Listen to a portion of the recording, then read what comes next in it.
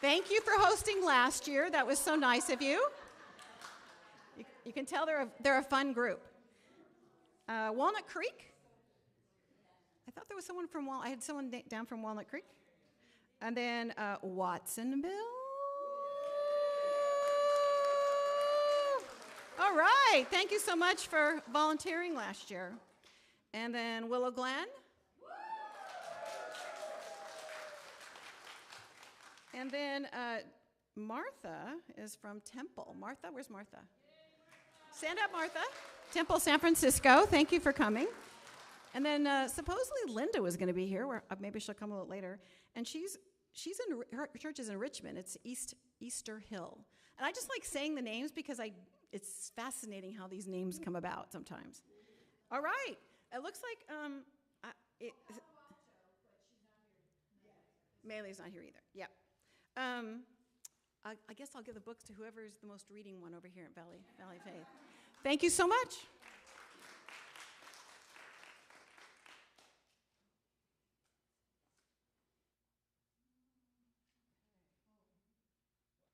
I got to keep this with me because otherwise I don't know where I am. Okay. So, I just wanted to express my appreciation again to the lovely ladies of Watsonville because they are hosting this event and they're providing the food for today. Woohoo! Woohoo! Okay. I am Debbie Au, the president of El Camino Real District. And let's see, United Women in Faith. It is a pleasure to see all of you here today, and we have a great program for you. And I hope you will enjoy it and give you a reason for hope in these troubled times.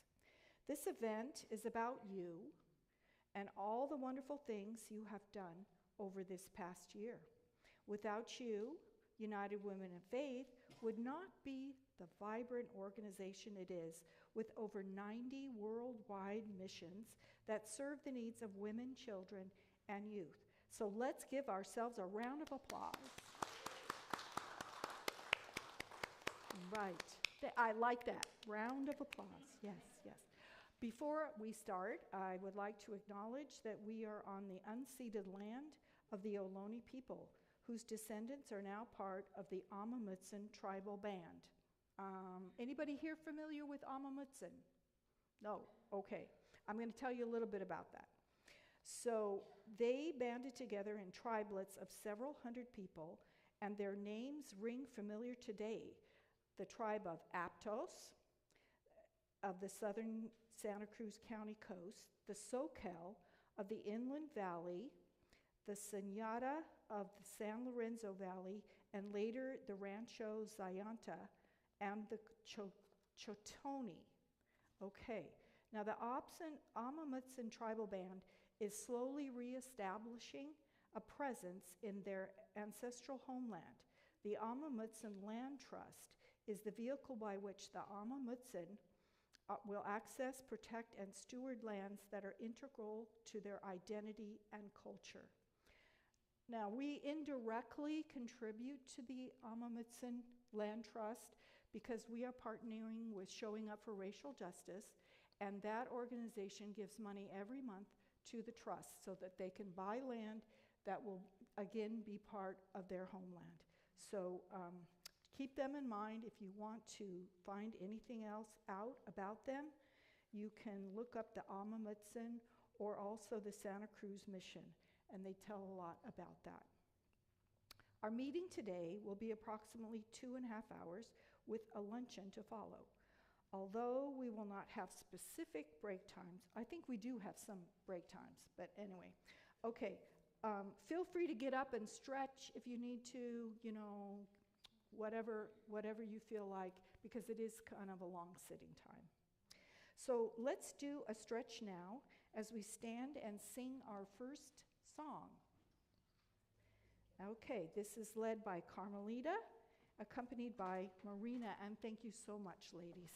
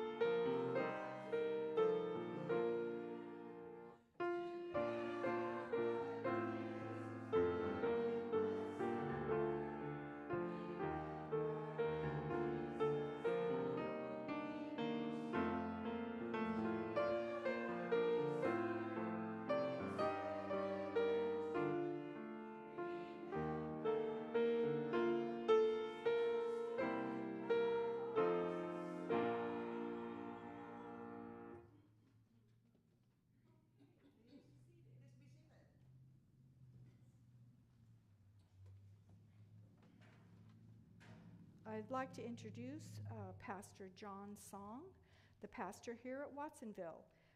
John was born and raised in South Korea and immigrated to America with his family in 1968. He attended UC Berkeley, followed by Pacific School of Religion, where he completed a Master of Divinity. He has a joy and passion for teaching and guiding people through Christ-centered spiritual inner work for transformation and wholeness. Please welcome John as he leads us in prayer.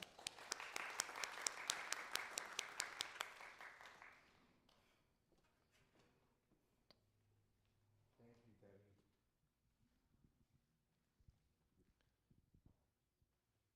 My prayer is a prayer in breathing and motion.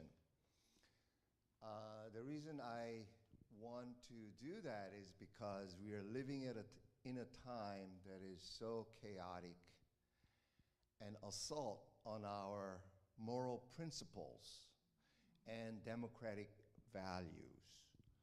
And so it's easy to get flustered, off-kiltered, and go mad. So every morning, before we begin the service, I do this centering breath as a way to center ourselves to help us fully be here now. I'm going to tell you a short story. When I was visiting Wisconsin, Milwaukee, Wisconsin, I met an acquaintance, and she was an icon artist. And you see, these are icons. And she went through school and training to become an icon artist.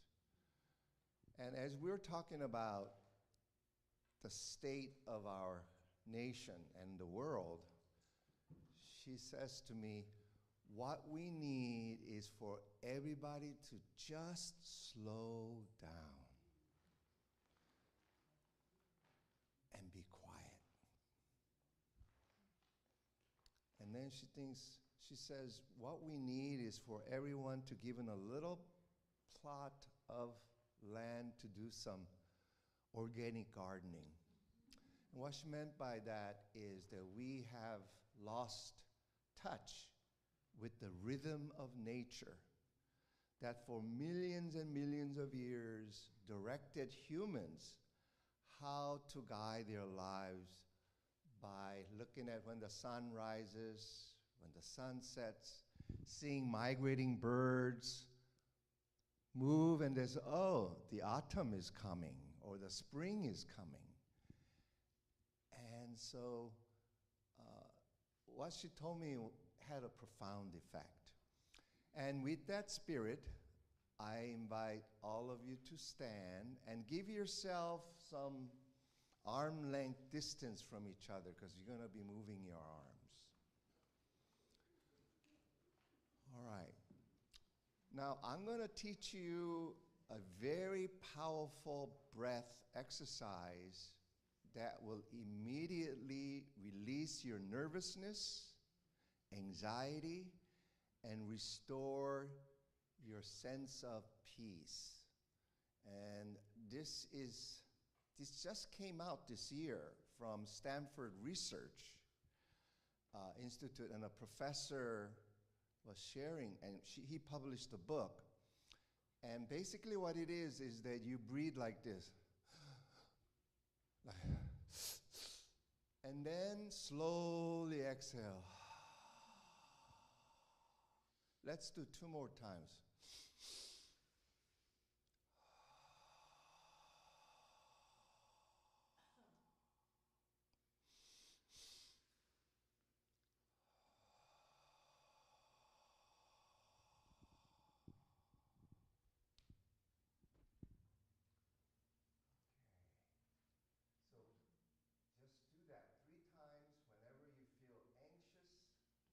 Nervous, just do that and see what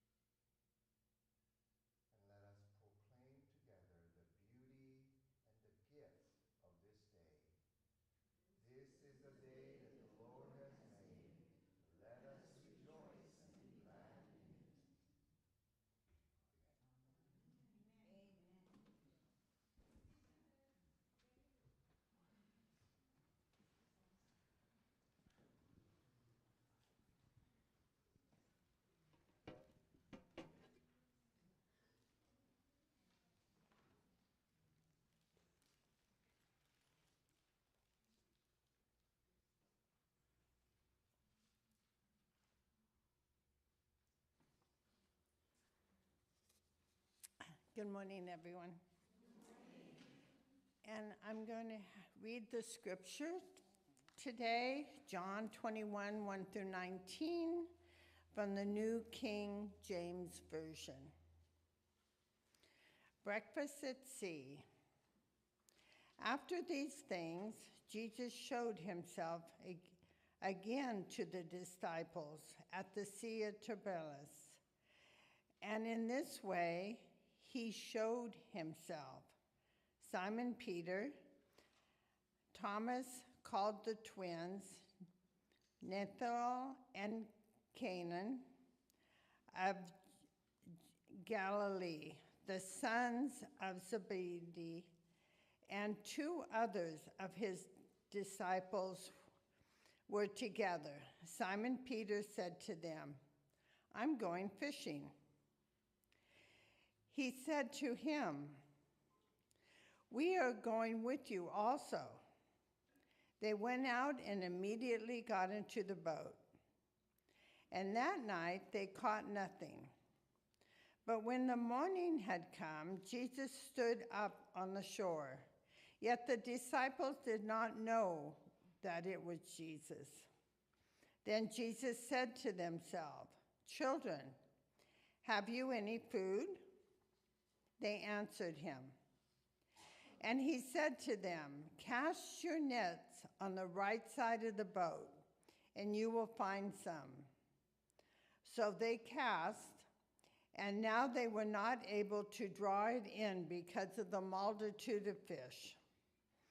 Therefore the disciples, whom Jesus loved, said to Peter, "It is the Lord." Now the Simon Peter heard that it was the Lord. He put on his outer garments, for he had removed them, and plunged into the sea. But the other disciples came in little boats, for they were not far from the land, but about 200 clamps, drawn in the nets with fish. Then, as soon as they came to land, they saw that the fire of coals there, and the fish laid on them, and the bread. Jesus said to them, "Bring some of the fish which you have just caught." Simon Peter went up and dragged the net to the land, full of large fish, 153. Although there were so many, the net was not broken. Jesus said to them, "Come and eat breakfast." None yet the disciples dared ask him, "Who are you?" knowing that it was the Lord. Jesus then came and took the bread and gave it to them, likewise the fish. This is how the third time Jesus showed himself to the disciples after he was raised from the dead. So when they had eaten breakfast, Jesus said to Simon Peter, "Simon, son of Jonah, do you love me more than these?" He said to him, "Yes, Lord, you know that I love you." He said to him, "Feed my lambs." He said to him again the second time, "Simon, son of Jonah, do you love me?" He said to them, "Yes, Lord, I know that I love you." He said then, "Tend my sheep." He said to him the third time, "Simon, son of Jonah, do you love me?" Peter was grieved because he had said to him the third time, "Do you love thee?" And he said to him, "Lord, you know all these things. You know that I love you." Jesus said to him, "Feed my sheep. Most assuredly I said to you, that you were the younger, and grudged yourself and walked where you wished. But when you are old, You will stretch your hands out, and another will grid you and carry you where you do not wish. This he spoke significantly by the death that he would glorify God, and then he had spoken this. He said, "Follow him." Act 2, 1 through 12, the coming of the Holy Spirit. When the day of the Pentecost had fully come, they were all with one accord in one place. And suddenly there was a sound from heaven of the rushing mighty wind, and it filled the whole house where they were sitting. And then they appeared to them divided tongue as if fire, and one had said to each other, and they were all filled with the Holy Spirit, and began to speak with other tongues as the Spirit came to them utterance. And there were in the dwelling of Jerusalem Jews, devout men from every nation under heaven. And there was this sound occurred. The multitudes came together, and they were confused because everyone heard, but they were speaking their own language. Then they were all amazed and marveled, saying to one another, "Look, are these not those speaking Galilean? And now is it that we heard each other's own languages, and such we were born? Parthians, Medes, and Emites were dwelled in Macedonia, Judah, Cappadocia, Pontus, and Asia, Pyra and Pamphylia, Egypt, and parts of Libya, all adjoined, visitors from Rome, both the Jews and the prophecy, Cretans and Arabs. We hear them speak in their own tongues and the wonderful works of God." So they were all amazed and perplexed, saying to one another, "Whatever could this mean?"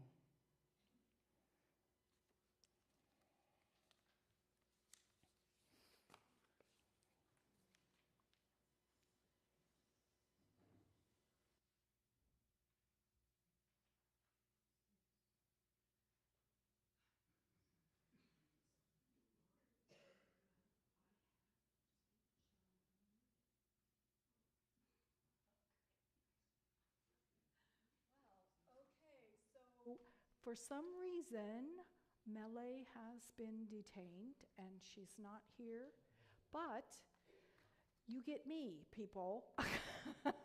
Okay, I do have a copy of what she was going to say, and so in my own way, I'll read it, and I hope you can pretend you're listening to Mele. As an introduction, Mele Tatafu Kai is a member of El Camino District team, and for that reason, she's very close to my heart. She is a certified lay speaker with the California-Nevada Conference, which includes extensive biblical training. She completed this training in 2006 and has spoken at various places around the conference, in addition to her own church, which is Palo Alto Tongan United Methodist Church.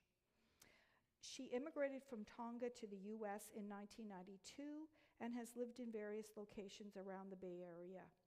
She comes from a Methodist family. Her father was a Methodist pastor, like my own, and like probably many of us here. Raise your hand if your father was a pastor. Do we have anybody else here? No? Wow, okay. Usually there's like 10 people that raise their hands.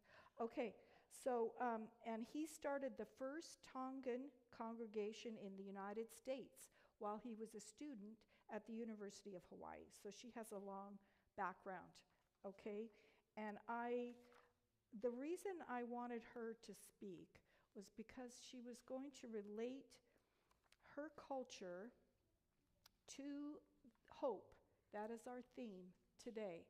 And she has had many challenges in her life, as you can imagine, coming here from another culture and trying to fit in.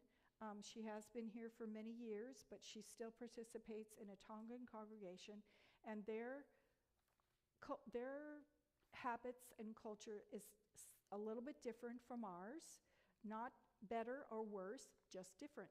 So I wanted her to be able to discuss that, and we're not going to get that, but I will read what she was going to speak to us today.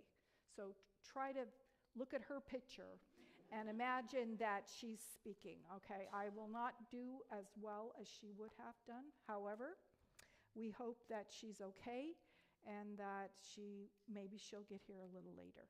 We're hoping. Okay. So the title of her message is Moving Forward with Hope, Beyond Waves There Is Land. Growing up in the island of Tonga, we are used to living on the ocean and sailing from island to island. People of the islands were and are known for their navigational skills, reading the current, stars, and feeling the wind and ocean as they sailed from one island to another. One of the most common words that you will hear as we sail on the ocean is, "The island is ahead of us." For us as islanders, hope is when you know that there is an island in front of you, even though you do not see it. One of the sayings of the islands is, "Beyond the waves, there is an island." The islanders' navigators know that the island we are sailing to is in front of them. Even when you do not see anything, or you feel that the boat is almost not moving, or when they see a certain bird, you hear the captain or one of the sailors say, "The island should appear soon." When different birds appear, you can hear them say, "We are closer to the land." Many times when flying, turbulence shakes us and leads us to lose hope, but sometimes we do not know that the plane is continuing to move forward. The destination and the pilots are doing their best to continue steering the plane through the storm. Even during times when the weather is calm and there is no turbulence, you feel it is quiet, and you feel that the plane is standing still, and yet it is moving forward. The pilot is still steering, and the plane is moving forward to its destination. On a personal note, I still don't understand how planes get off the ground. They're so heavy. But anyway, I go on planes anyway, and I think we all do, and that is faith in the plane, the pilot, and engineering. Sometimes the ocean is too rough and the waves are too high, but yet there is still an island that we are sailing to, and we will eventually get there. It is hopeful when you are on top of the waves and you can see the end of the sky at the horizon. There are times when you are at the bottom of the waves and you only see the waves and the ocean, and then you can hear the words, "Beyond the waves, there is land." This little saying reflects the hope that navigators and passengers carry with the hope and knowledge that we are moving forward to the island of our destination. Our ancestors in Oceania were known as great navigators. They sailed around the ocean from one island to another.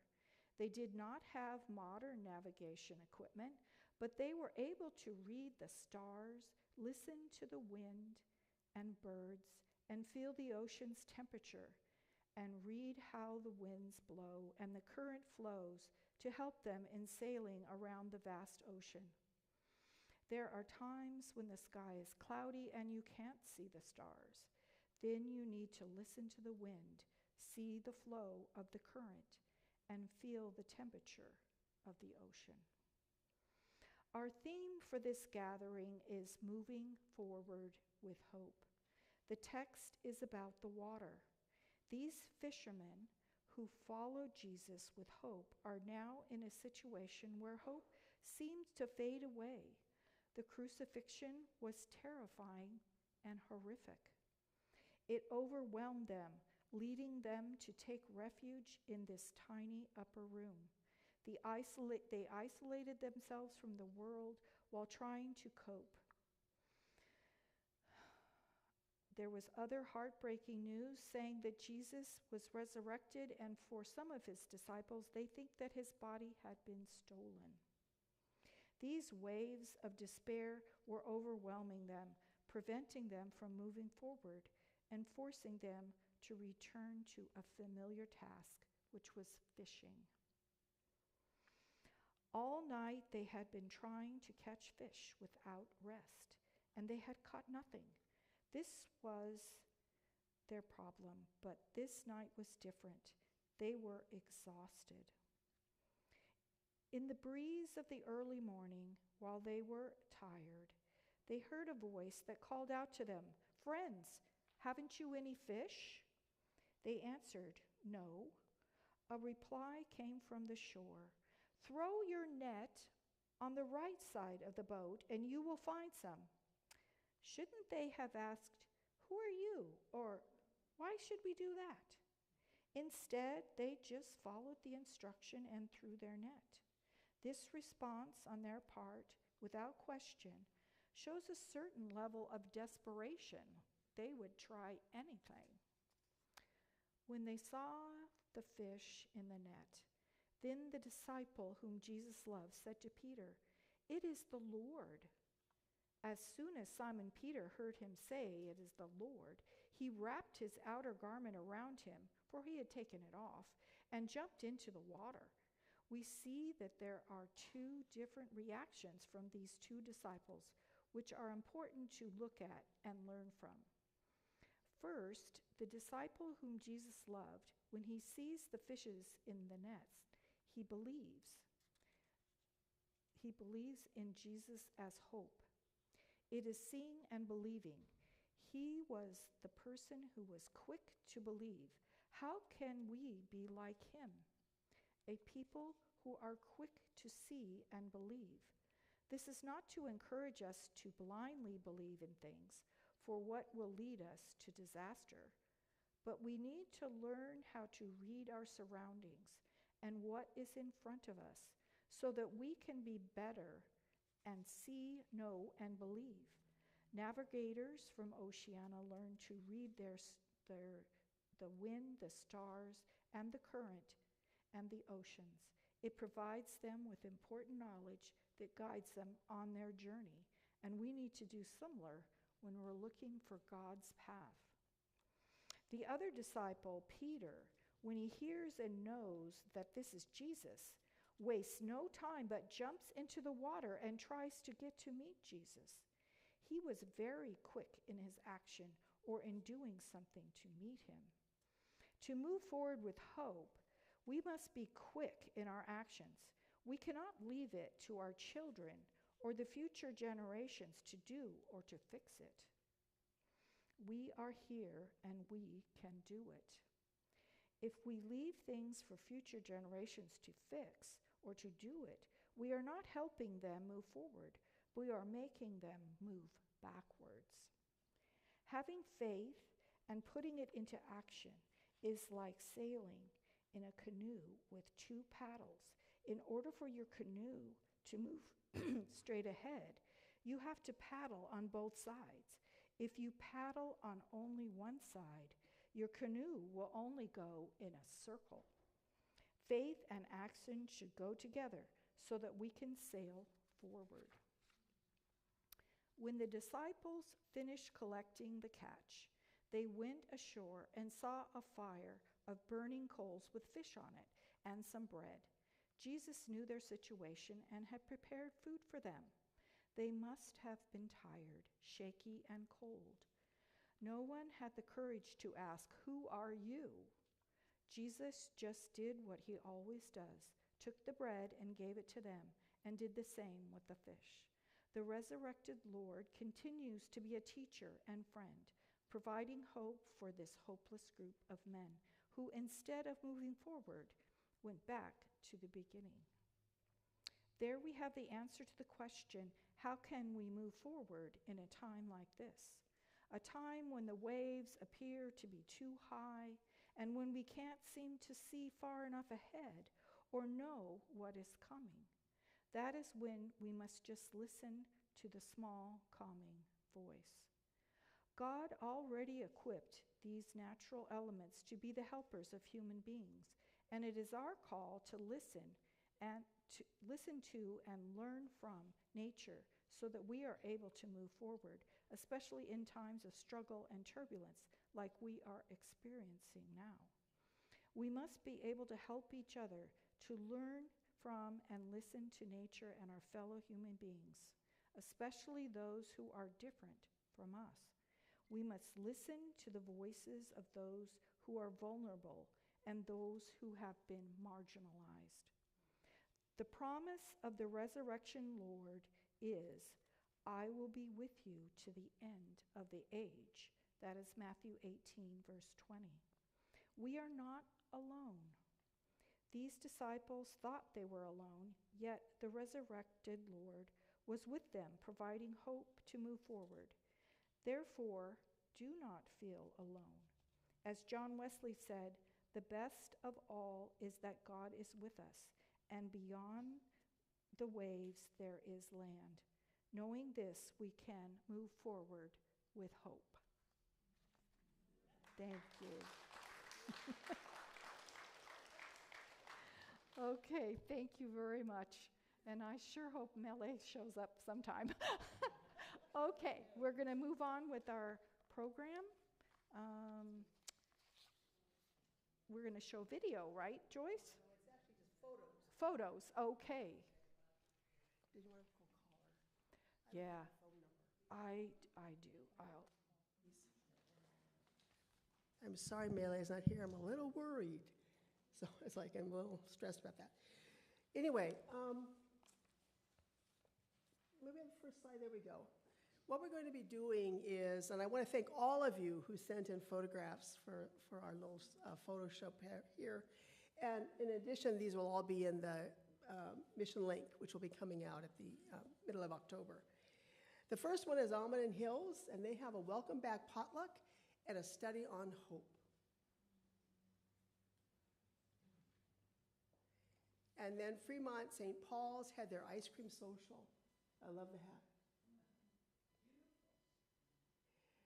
Then this is Good Sam. They have a reading program, their book discussion group. That looks like fun. Marina had 3 events. We have our ongoing holiday fair, which is coming up, by the way, a little free advertisement. We've been doing a prayer shawl ministry, and so we've been working on that. And finally, we had our afternoon tea in September. Santa Clara United Women of Faith had their Thanksgiving dinner in June for 25. Watsonville had their July potluck. Wesley had their rummage sale, which looked like a big event, and they had their trunk or treat, and then they had their book club. Well, they had book cart, a cart with books on it. Willow Glen has a toothbrush and toothpaste drive for local middle schools and high schools. This is from Mission U, and we kind of collected pictures from Mission U. How many of you went to Mission U this year? Yay! Okay. The ones on the left are from Monty-Toyon, and the ones on the right are from Oakhurst. Carolyn? Thank you all.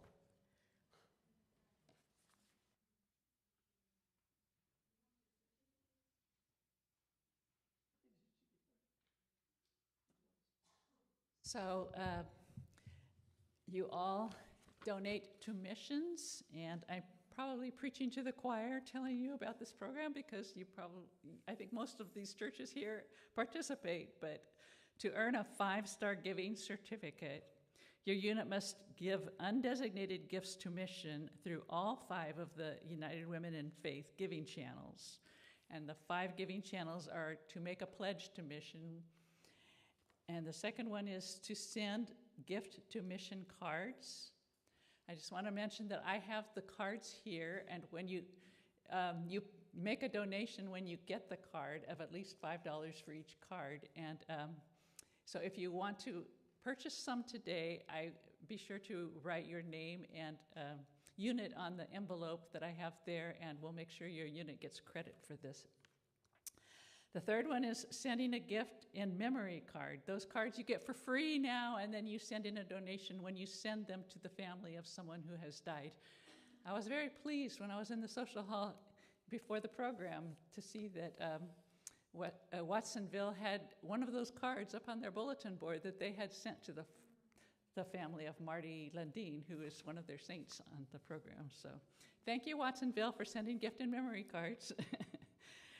The fourth one is taking a World Thank offering. You can do that any time of the year. Just sometime when you feel thankful, take a special offering to show your thankfulness to God. And the fifth one is to give a special mission recognition pin. That pin, you pay $40 for the pin, and it can be awarded to anyone that you feel has gone above and beyond for missions. How many of you have ever received a gift, a special mission recognition pin? So, yeah. There are more people out there doing stuff that maybe we can recognize in the future. That's right. The person receiving the pin does not have to be a woman. It doesn't have to be a part of your unit. It can be anyone in your church or anyone you know anywhere who you think has gone above and beyond for mission. We have given them to men in our church. So these are the units. There were 12 that have done all 5 of these this year. The first one is Campbell UMC, Cupertino Good Samaritan, Gilroy UMC, Los Altos UMC, Marina UMC, Salinas UMC, San Jose Wesley UMC, San Jose Willow Glen UMC, Santa Clara UMC, Sunnyvale UMC, Sunnyvale Valley Faith UMC, and Watsonville UMC.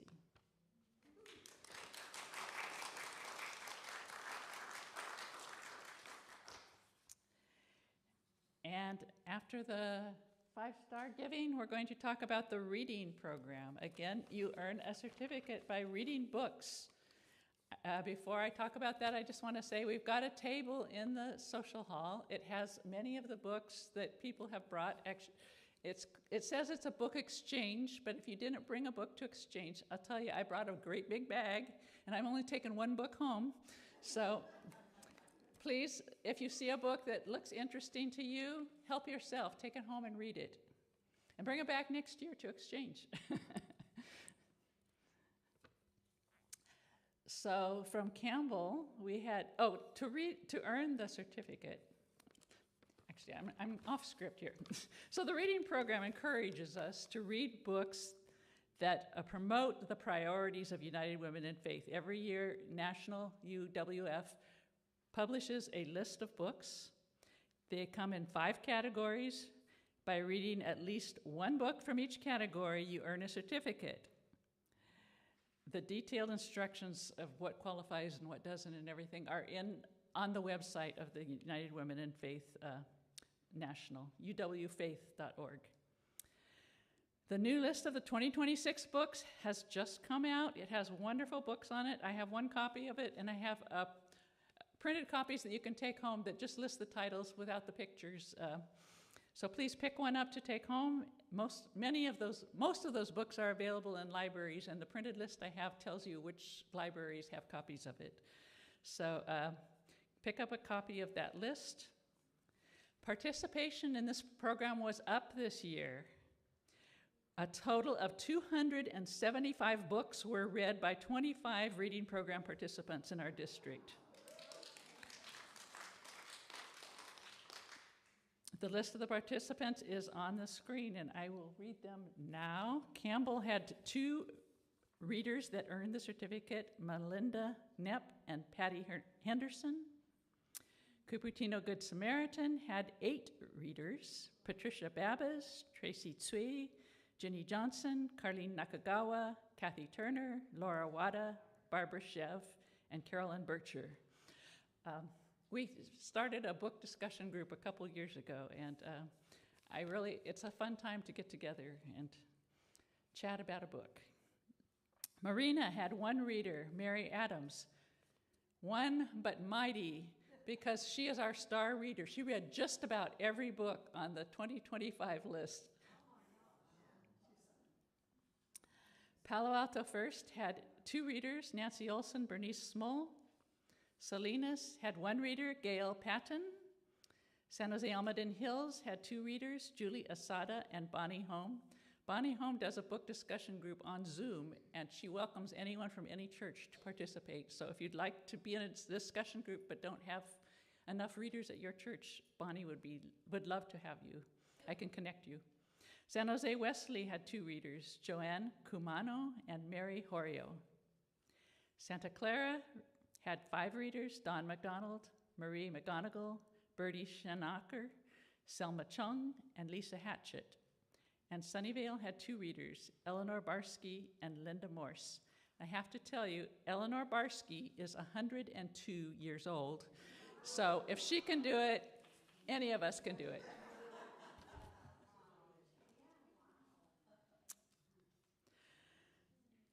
So as I said, some of the books are available on the table. Please find one to take home.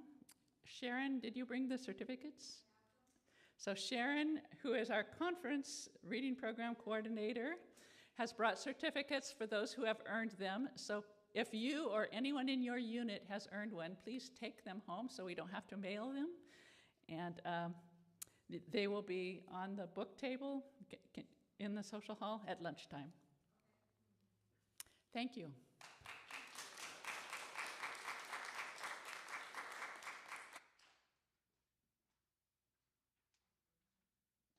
Okay, I just got a message from Mele. Okay, her mother, who she cares for, her mother lives with her, has been rushed to the emergency room. So she texted me and she said, "What can I do?" And I said, "Take care of your mom." Amen. Yeah. So we miss her. We'll reschedule her at a later date, I think. Yes, because she has a lot to give, and I'm sorry that you missed out on her because she's very special. Anyway, yeah, let's have a quick prayer. Okay, would you like to lead that? Sure. Okay, thank you. Dear Lord, we are coming to you today, and we are holding our sister Melee and her mother in our hearts. We ask you to hold both of them and their family as they go through this journey together, and to send healing wishes and love, light and love to both of them. In Jesus' name we pray. Amen. Amen. Yes, Mele has a wonderful family for support, so we don't need to worry that she won't be supported, but I'm sure it's a trying time for her. Okay, next we're moving on to the Mission Today Awards, okay? Who is familiar with the Mission Today form? Raise your hand. Not too many, okay. Well, we want to advertise that, okay? If you need a copy of it, I didn't bring hard copies, but I can email you the form.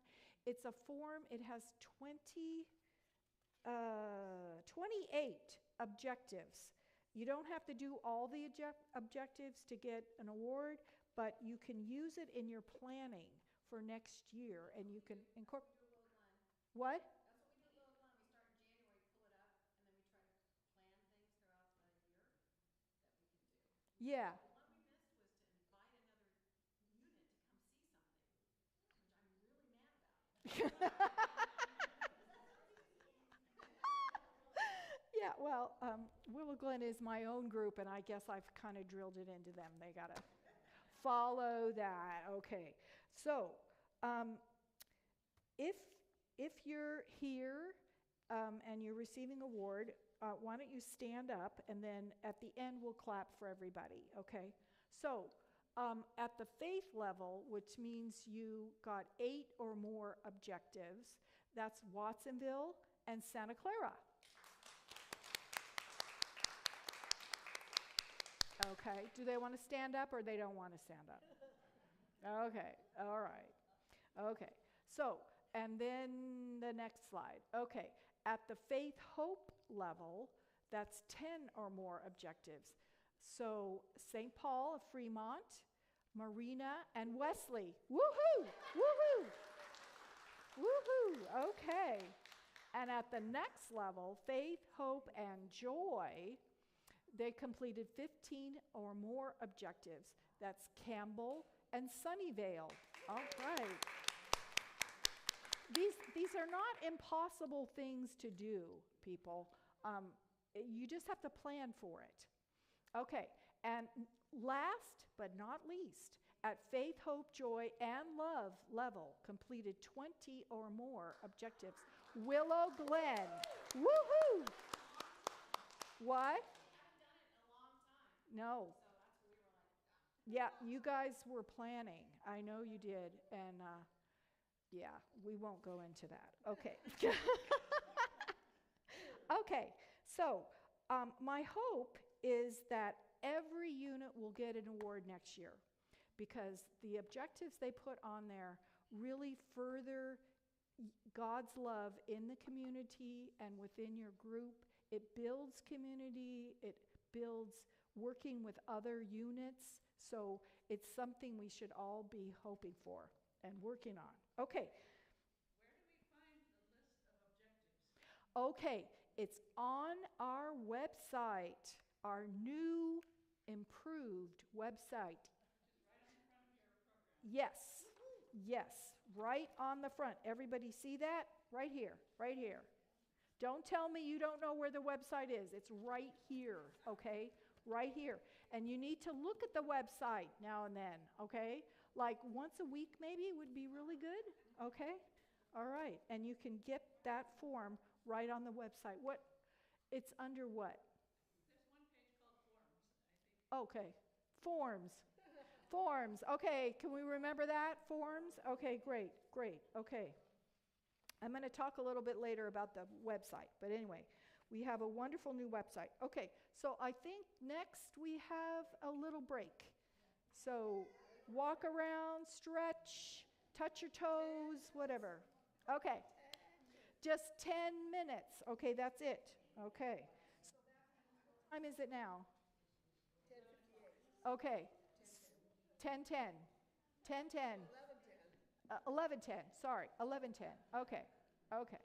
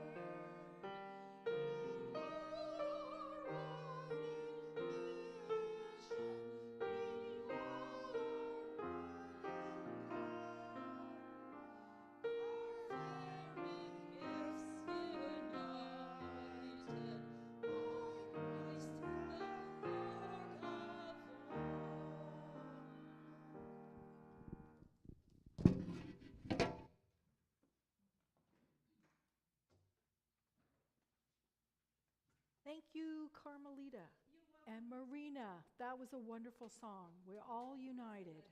I love it. Yeah, you guys did a good job picking. Very good, very good. We left a lot of the details this year to the Watsonville group, and they really fulfilled their responsibility. We appreciate that.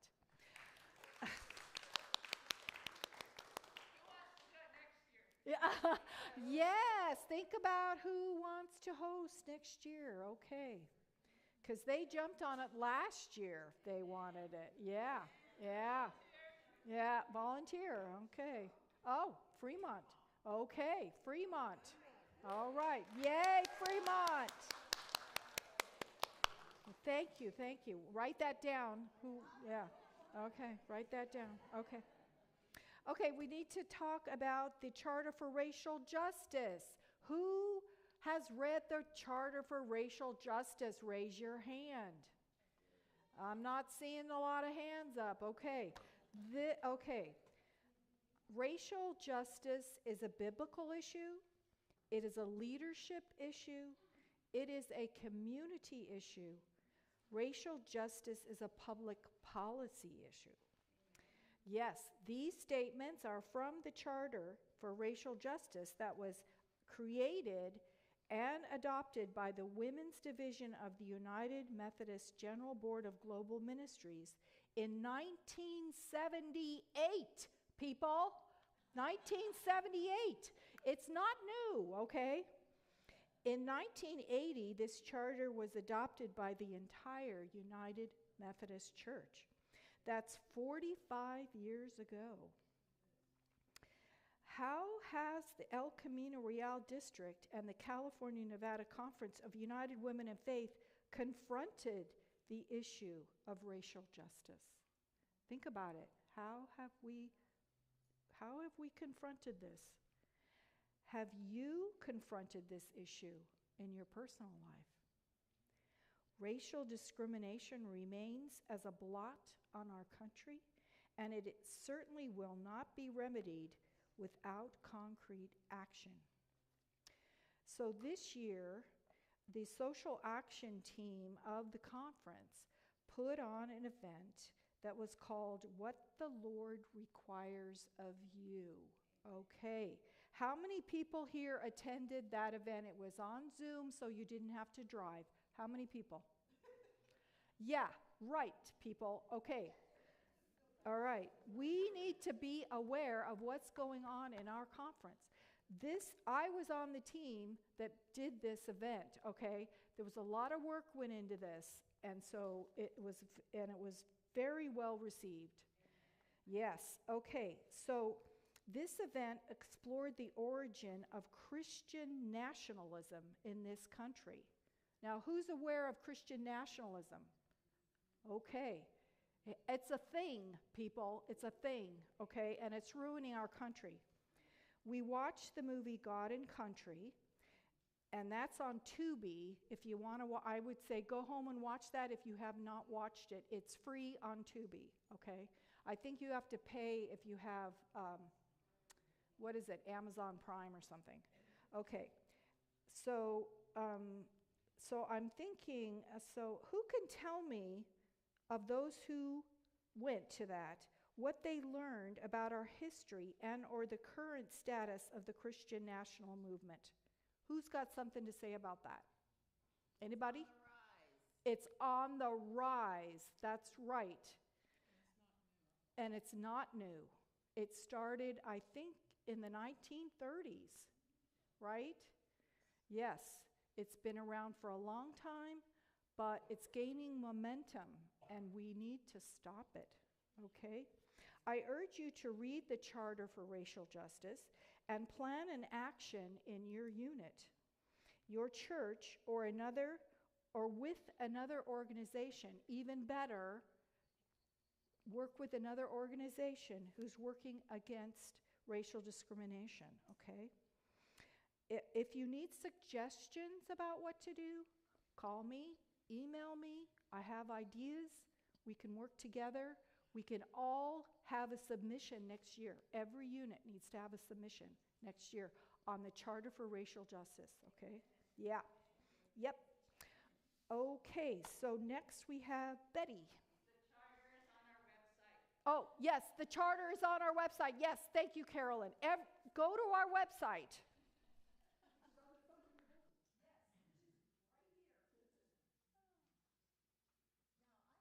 Done this. I mean, look at this nice folder, and it's all, mine's like, oh my goodness. My name is Betty Dickey. It's really good to see you guys all here. I am sort of I don't know what you'd call it, adjunct, climate justice advocate. There we go. Climate justice advocate for the El Camino Real District. And so I'm going to talk about climate action. There's a lot of it, so I've got a bunch of pages here, and I'm not going to read them all. I'll probably miss some, and I hope you understand. So I'm going to ask you some questions first. So how many of your United Women in Faith groups done any programs? Leslie, she got one. Programs on climate. There's one. Well, let's say in the last 2 years, maybe? There you go. That's pretty good. So how many of you read any books on the environment or climate or any of that stuff? Okay, there's a few. Good. Have your pastors preached any sermons on creation care or climate justice or any of that? Oh, you guys. All right, very good. Anybody have a green team? Nope. How many used to have a green team? Yeah. Oh, did I hear somebody say, what is a green team? Oh, very good question. Well, a green team is a group of people at your church that get together and do activities that related to the environment. They do things to help your church lands, your church, like your grass or trees or any of that that's around. They try to make sure that there are plantings and things that are water, what's the word? Yeah. Drought resistant trees, flowers, et cetera, right? So that's what a green team is.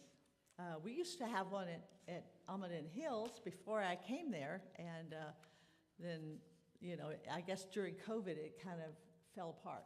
So that will happen, yeah.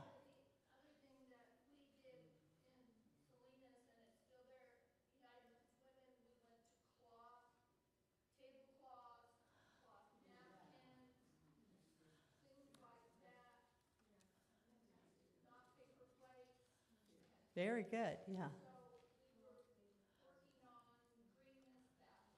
Right. Yeah, did you guys hear her? They let go of their paper products and plastic things and started using real items that can be washed and don't contribute to the landfills. So that's a very good thing. So how many of you go to climate-related websites at all? There you go, Debbie. Me. Yeah, there you go. Good. The thing about climate-related websites is a long time ago, I was on the conference team, and I started kind of a green team, if you want to call it that, but it was environmentally related, and I came up with some goals and objectives, and I talked to the ladies there in the conference, UMW at that time, UWF now, about things to do to make the earth a better place, less plastic, all that. I think that was when we started bringing our bottles to, our reusable bottles to everywhere we went. So anytime we had a meeting, everybody bring their bottle. And if they didn't, they'd get looked at, what are you doing? So anyway, that was kind of where it started, but that was a long time ago, for me anyway. So now, after COVID happened and everything kind of came to a dead stop, basically, there wasn't much going on. There probably was, but I wasn't aware of it, and I'm sure some of you were not aware of it as well. But in the interim now, since 2022, there's been lots of work done on climate justice ministries. And some of this I'm going to read. It comes from the Climate Justice Ministries Task Force. And that's not a new one. It started in 2022. But it was established by the 2022 annual conference session as an ongoing subcommittee of the Advocacy and Justice Committee. They were to reach out to conference and local church committees to gauge what interest and participation was already happening on creation care or climate justice ministries. They organized local churches to respond to the climate emergency through four faith-inspired connection, education, advocacy, and action. And I hopefully have one of those here. And I want to let you know that there's some out on the tables too. This is one of their, just divided up, 1, 2, 3, 4. But there's one on connection. The first one says, climate justice through faith-inspired connection, connection with God, creation, and others, telling our stories. There are worship resources, encouragement to spend 10 minutes outside each day in nature. And that's harder than you think. I don't know about you, but sometimes I get in front of that computer or the TV or my phone, and I'm just gone for the day. Instead of going out and walking barefoot in the grass or on the dirt, you'd be surprised how much that connects you to the earth. Anyway, it's for a mindful spiritual practice. Take an audio tour with Sacred Ground, and that's a United Methodist group.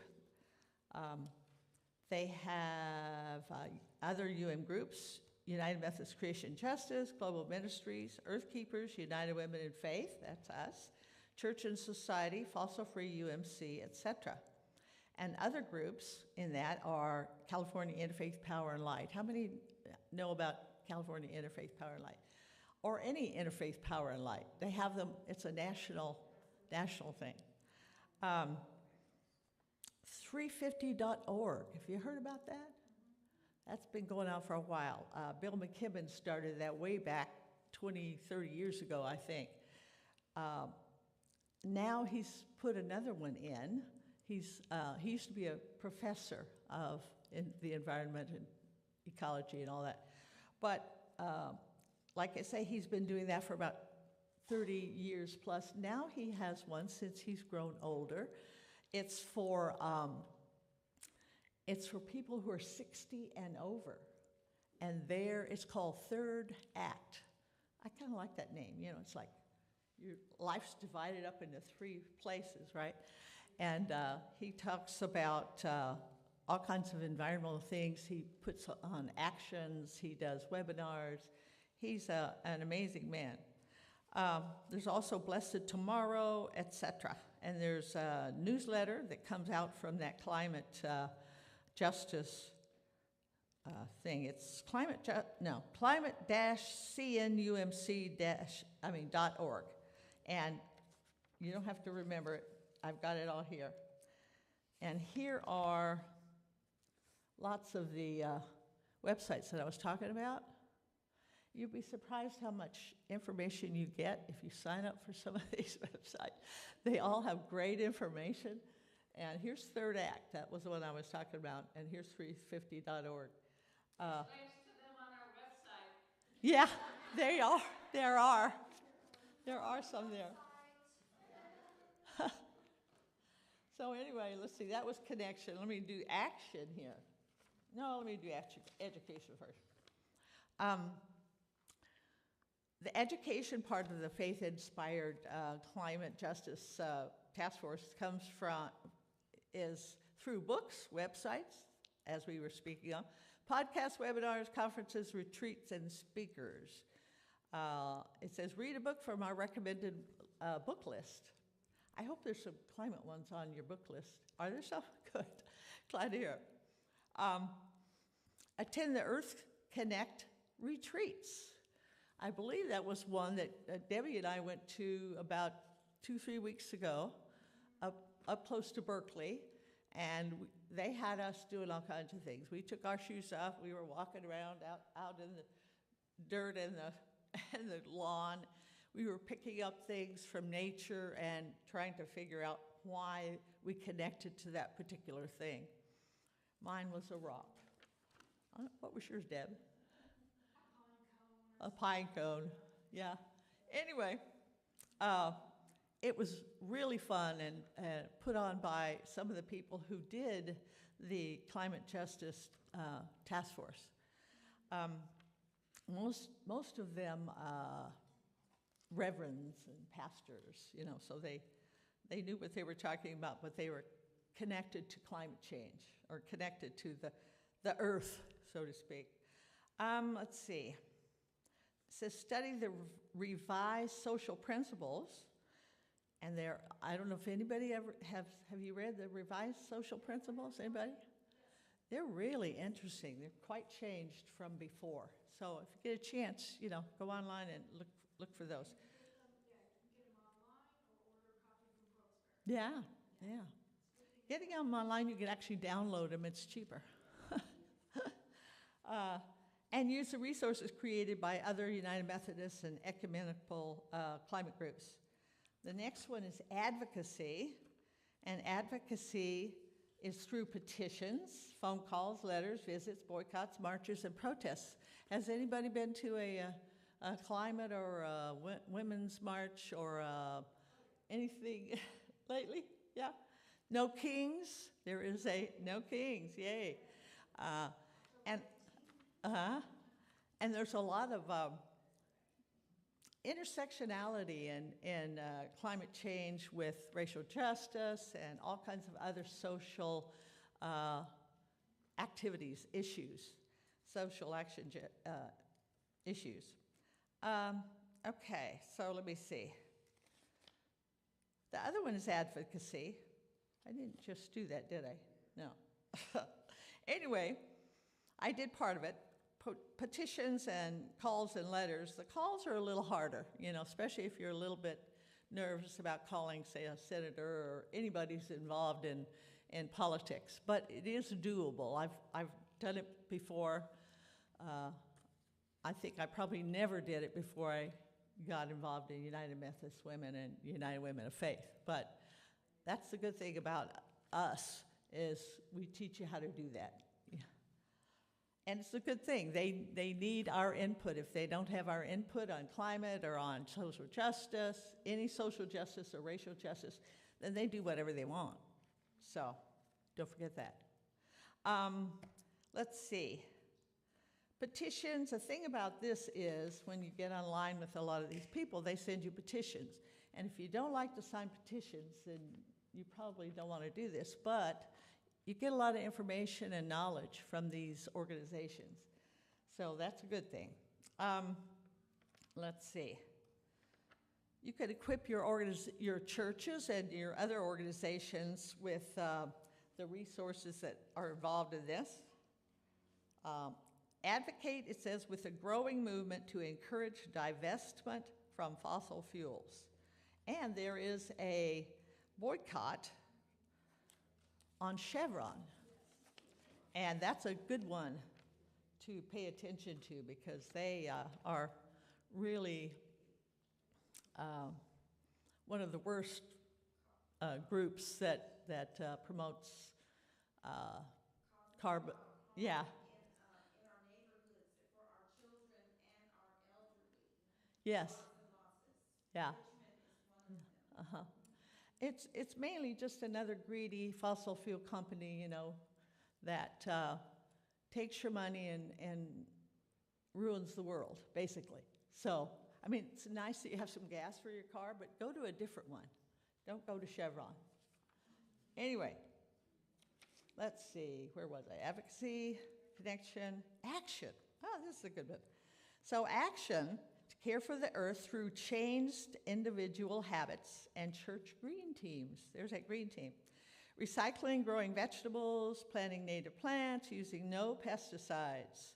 Dietary changes, careful purchasing, reducing plastic use, public transport, electric cars, solar panels, building resilience, etc. And there are, under Creation Justice, they have monthly tips that come out, and I use them quite often. There's like not more than a page long. You can copy them and put them in your church newsletter. You know, if you want to have something monthly about climate in your newsletter, that's a good place to get it. And it also says follow the General Conference changes to the BOD and BOR. And I have to tell you, I looked up BOD and BOR. I couldn't find it anywhere. But anyway, it says green teams, church land use, reducing emissions, use of plastic. So that's what the conference is asking us to do, to get a green team at our church if we don't have one, to survey our land that we use and see if we're using it wisely. Do we have a bunch of grass there that's just soaking up water?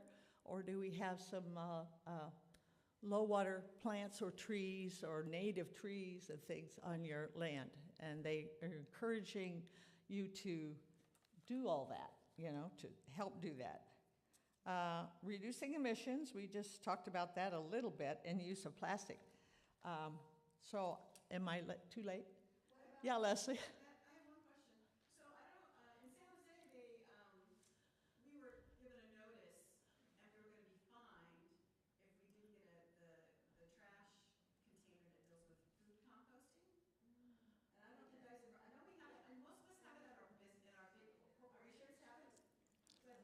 Uh,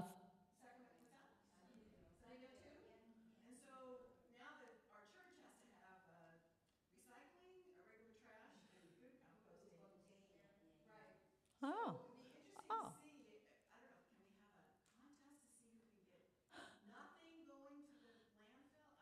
You know what? I think that would be a really good program because you're talking about for your church, right? Yeah. I hadn't heard it about the church yet. I've only been there about a year, so I haven't gotten to that part. Anyway, I think that'd make a really good program. You know, invite somebody out from the landfill, you know, group, whoever does that. They change often, but and have them come and talk to us about what exactly you're supposed to put in the compost bin and what's good for recyclable and what is considered trash. That would be helpful because other people have asked me that before, and I didn't really know. The only thing for the church I would think would be is like this thing right here, this light being on, LED, but it's also like, is there a way to make our utility bill less? You know, Right. do things, and so some of us just turn off switches, but there might be other things that Mm-hmm. Oh, that have some effect. That's all. there are tons of things you can do, and I'm just doing a little bitty portion here because I've got 10 minutes and I'm sure I've used it already. But anyway, but no, you're right. That would make another good program, you know, all the ways to do that. We had done that probably way before COVID happened, and then we just kind of stopped, and I stopped, and a lot of people stopped. And so I'm getting back into it, and it's totally changed. Yeah, Deb? That was my next one. Sorry, Deb. Yes, they did. Okay, so let me tell you this.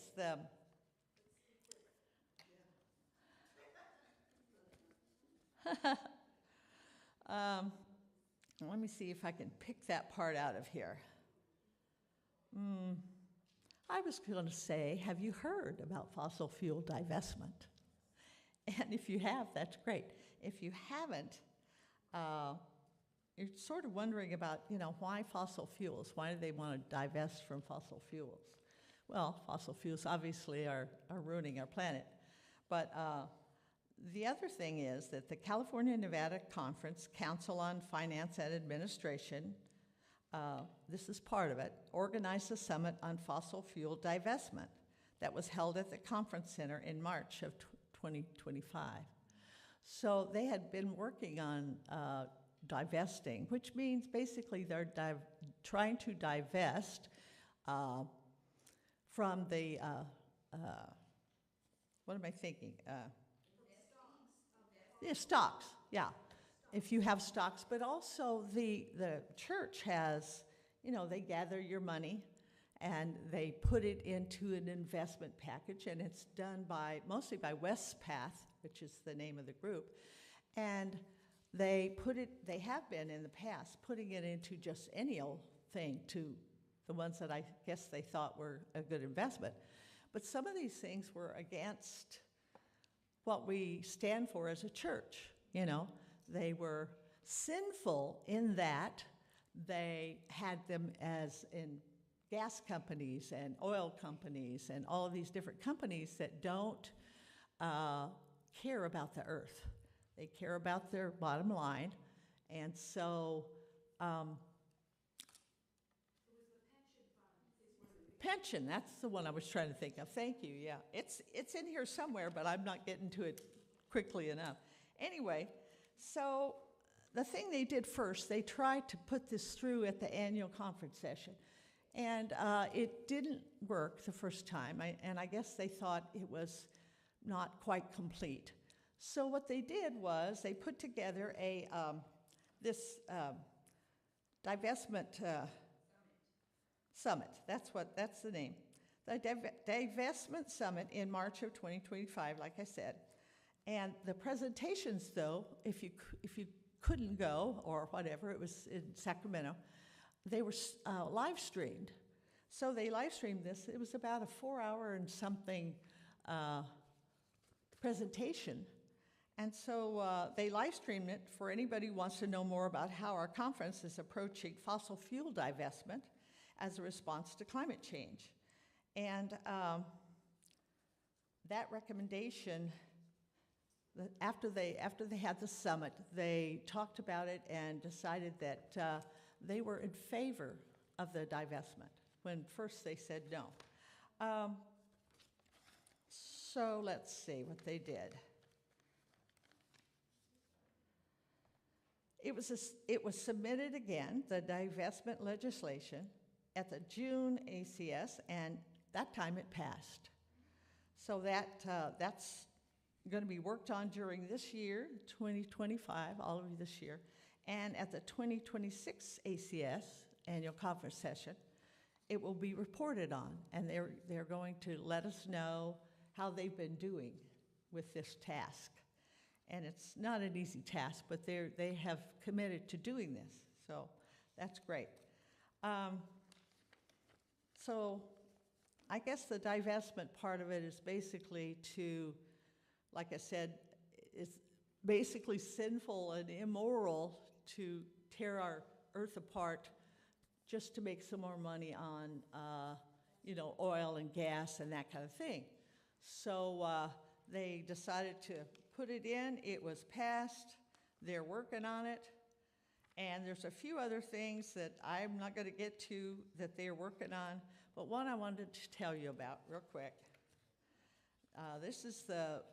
They do it in resolutions, right? This is resolution 1217 on the use of plastic. And it was passed at the General Conference in 2024. So they're doing something on it. It said, local churches are asked to avoid plastic where possible, and at church, to reduce their use in all their activities. Individuals are asked to commit to similar personal actions. Single-use plastic items such as dishes, coffee cups, or bags should be avoided and replaced with items made of recyclable, preferably natural occurring material, or items that can be washed and reused. So the common phrase is, used to be reduce, recycle, and something else. Reuse, yeah. Now it's refuse, reuse, and reduce. So what do you think refuse means? I don't need a bag, I don't need that straw, I don't need those plastic things because I'm going home to my regular utensils. Right. And reuse, of course, we do that. If you wash all your dishes or even your plastic, if I happen to get some plastic, I take it home and wash it and use it for something else, you know. Even to plastic bags, which my husband unfortunately refuses to let go of, but I've reduced the amount, you know. Yeah. No, I don't. Sometimes he does though, and he goes and brings it back home. Anyway, so I'm not going to do the rest of this because I think my time's gone, but the legislative, another one that they resolved was to have a green team formation. So it says, be resolved that every local church and district is urged to create a green team or strengthen an existing one for action, means for caring for creation and justice. These actions include one or more occasions of worship, celebrating God's grace and beauty in creation and recreating creation care and justice to the scriptures that call for us to love God and our neighbor. For example, observing Earth Day. How many do you guys observe Earth Day at your church or someplace? Great. Yeah, that's April 22nd. I keep sending my pastor, this is my new pastor, keep sending my new pastor things about climate change and that kind of thing, actions that she could involve the church in. And sometimes she actually listens. That's good. Yeah. So if you did Earth Day, you know, you created an outdoor worship maybe, or integrating creation, care, and justice in sermons and liturgies. Any of those. There's too many. I'm sorry. So I really hope that you will take some of this information. There's lots of things that I'm going to take out there. These are the ones I was reading to you: advocacy and education, connection, and action. So they'll be out in the thing, and hopefully you can come by and go, oh yeah, she said something about that. Maybe I'll take this. You can take it home and read it. Yeah, I just wanted to say one Thanks, yeah. How many people here have a 401k plan or IRAs? Okay. Yeah. The conference has said up to 2% you can have in fossil fuels. Other than that, you should divest. Look at your 401k options.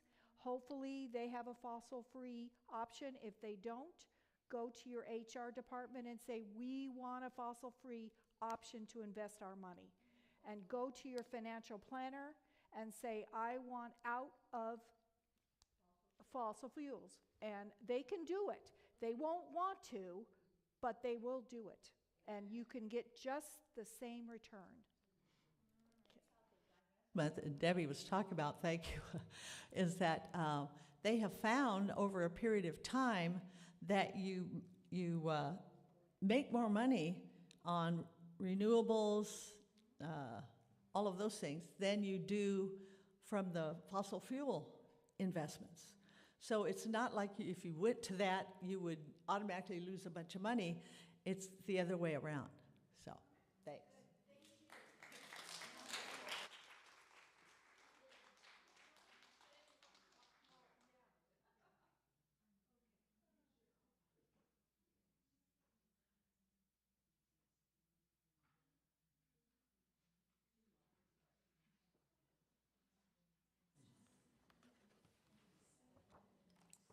Again, and real briefly, just to add to what Betty was saying, is that I was recently, 2 weeks ago, at a church up in the mountains, and they had, for their coffee break, not only real cups, they actually had a container that somebody had donated. So when you go to get your coffee, you have a warm cup to put your coffee in. And they also used real utensils. They did have plates, not real plates, but they did use paper plates that were disposable, and but real cups and real silverware. So it was very nice to be there. But today I'm going to read the saints. And unfortunately that the women in faith are of an older group of women, and that we have lost a few of them this year. So our first one is Cupertino, Good Samaritan, Jane Anderson. From our district office, we have Pam McKay. First, Palo Alto First, there's 3 ladies, Dorothy Heppenstengler, Debbie Kruger, Monica Blackburn. Salinas, Marilyn James. St. Joseph Wesley, Mayoka Pearson, Marge Tujay, Rose Shimosius, Rosie, I'm sorry, Santa Clara, Deloise Rentals, at 104 years old, and we say a special prayer for her. Santa Clara, oh, that was Santa Clara, I'm sorry. Watsonville, Mary Eves, Marty London. And we have some additions this morning so they unfortunately won't have a slide, but from Los Gatos, Peggy Lang, Joy Palmer, and Sunnyvale Valley Faith, Fortuna Herman.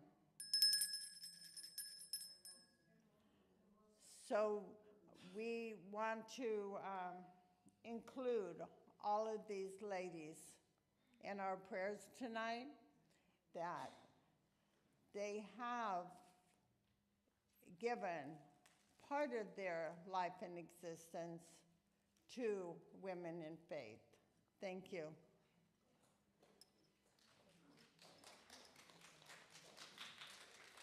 Oh, I'm sorry. Is there anyone that we've missed? No?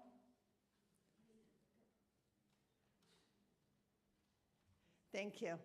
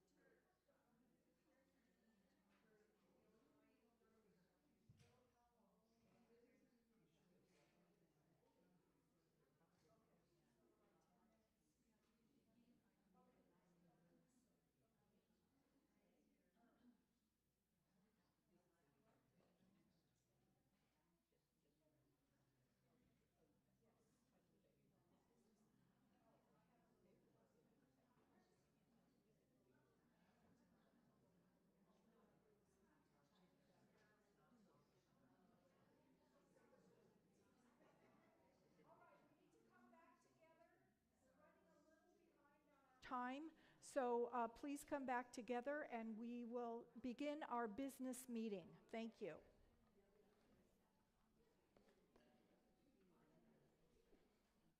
Hi, I'm Carolyn, the district treasurer. Many of you I have interacted with either by mail or by email. So it's good to see your faces for real. So as I mentioned earlier when I was talking about five-star giving, that our units raise money to support the mission projects of United Women in Faith. United Women in Faith supports programs that support women in... Yes? Sorry, there was like a 10 minutes break that was in the bulletin. That's probably why a lot of people left. Oh. So they got 10 minutes break. Oh, they thought they had 10 minutes? We should have announced that it was just a stretch and not a... Okay, well, maybe we'll wait a couple of more. I'm just explaining it now, and I'll actually start reading the official numbers when people get back. Anyhow, United Women in Faith supports many programs that support women and youth all over the world, many in the United States, and many beyond the United States. In our conference, we have two projects. The Gum Moon Home and the Mary Elizabeth Inn in San Francisco are both low-income housing projects for women. So when your unit makes a pledge to mission, it's going to support all of those different mission projects all over the world. So as the five channels for undesignated giving I mentioned earlier in the five-star giving, and through those channels this year our district has donated $26,906. Is that can we go to the next slide, please?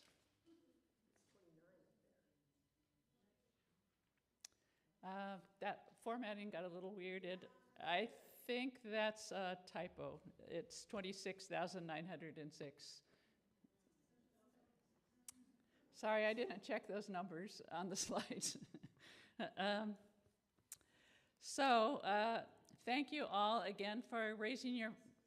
This sounds wonderful. Unfortunately, this is a little bit lower than last year. Last year we were closer to 30,000. Yeah,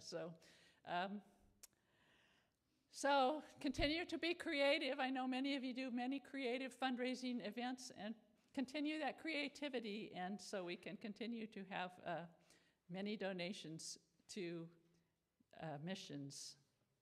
In addition to that, many units have made designated giving, where you specify, I want my money to go to this particular project. So some of those funds are the Prayer and Self-Denial Offering, the Children and Youth Fund, the Mary Elizabeth Inn and Gum Moon. I mentioned those two houses in San Francisco. And climate justice, that all came from one unit that was really into taking the climate justice seriously. And there's a special youth fund in our conference. The Legacy Fund is to set up an endowment that will forever support all of these mission projects. The Toberman Neighborhood Center and one unit chose a missionary, Claudia Yamamoto, that they wished to support. So I encourage all units to stay informed about the wonderful accomplishments that our United Women in Faith projects support. And you can learn about them by reading Response Magazine. How many of you read Response Magazine? Or by watching these Voices from the Field podcasts.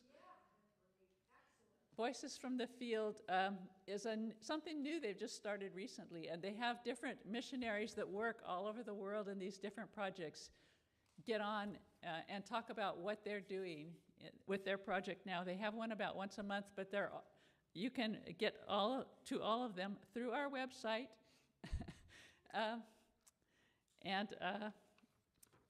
Those you can hear all of the ones that have been on in the last year.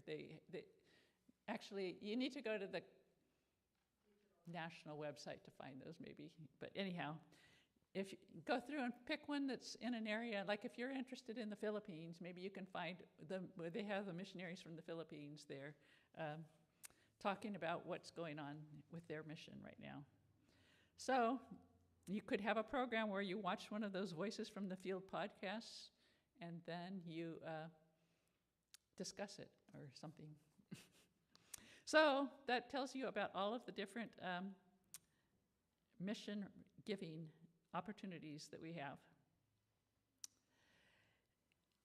We also, a small part of our mission money stays in our conference to run the programs that we have. For instance, today, any expenses that are over what we collected from the lunch offering will be supported by a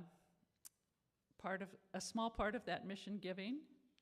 And some of that comes back to us as a district to support our events. We are very careful. You can see this year we've only spent $1,400. We may spend a little more by the end of the year. We have a budget for next year. Our budget this year was $10,000, and of that, I think we're only going to end up spending about $2,000. Our budget for next year is $6,950 total. So for Connect and Learn, $300. For a spiritual retreat, if we have one. We used to budget $5,000 when we were going to Mission Springs. Now, if we have one, it will be a one-day retreat. So we budgeted $1,000 in case we get one organized. If you want one, then join our team because we need a few more people on the team. And $250 for other events if something comes up that we want to support during the year. We have Mission U scholarships. Don't let money stop you from going to Mission U. If you want to go to Mission U, email me and say, can I get a scholarship? We can pay at least part of your way. The annual celebration is today's event. Communication is for all the software that we need to send all those emails to you. Officer expenses pay for stamps and mileage and whatever else we need to do our job. And an audit. We didn't have an audit this year. We found out we can save money by only doing it every other year. The auditor will do 2 years for the same price as one. So our proposed budget for 2026 is $6,950. We probably won't spend that much, but we have it in our budget just in case.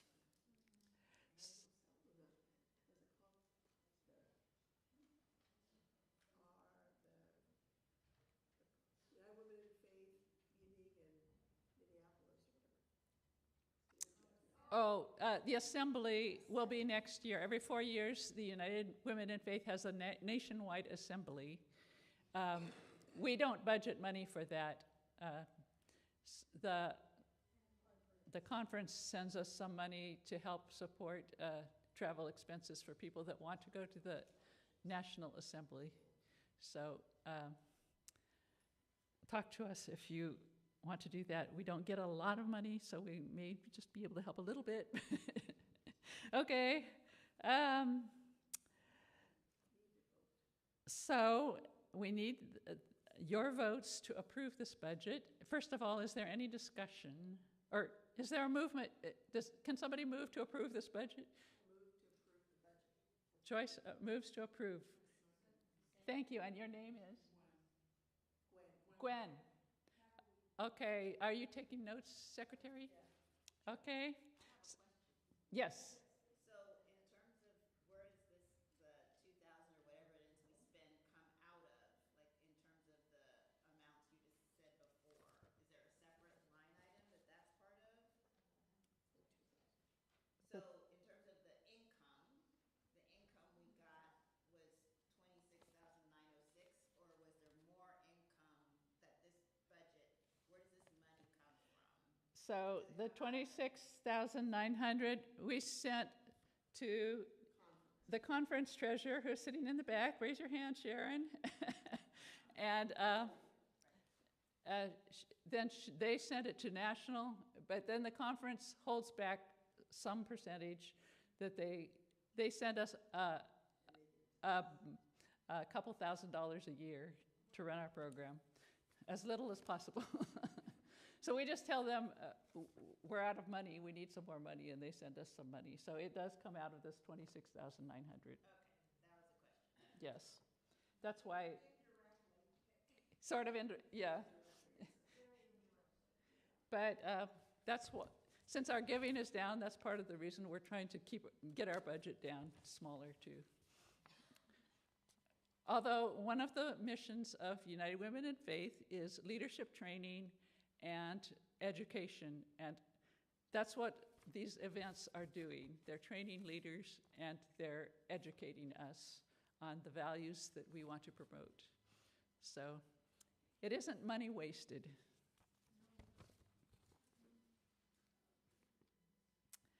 So are there any other questions on our proposed budget for next year?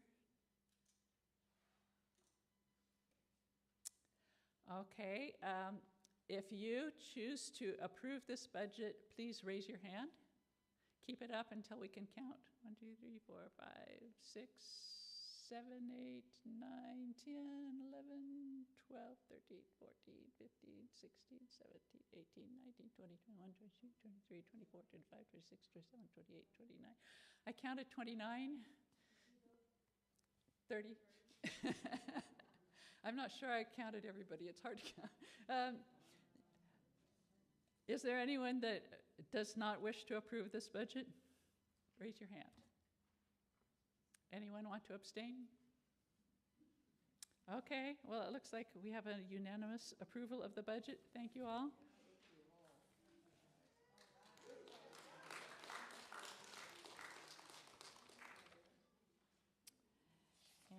And is that all I'm supposed to do here? I didn't bring.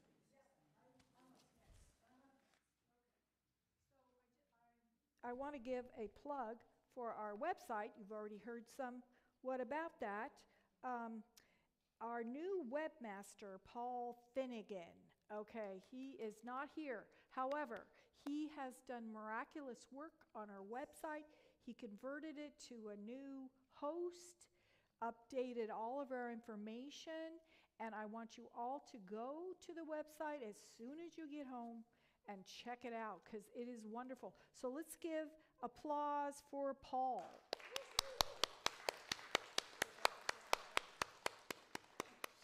He has been just fantastic. Yes, I know.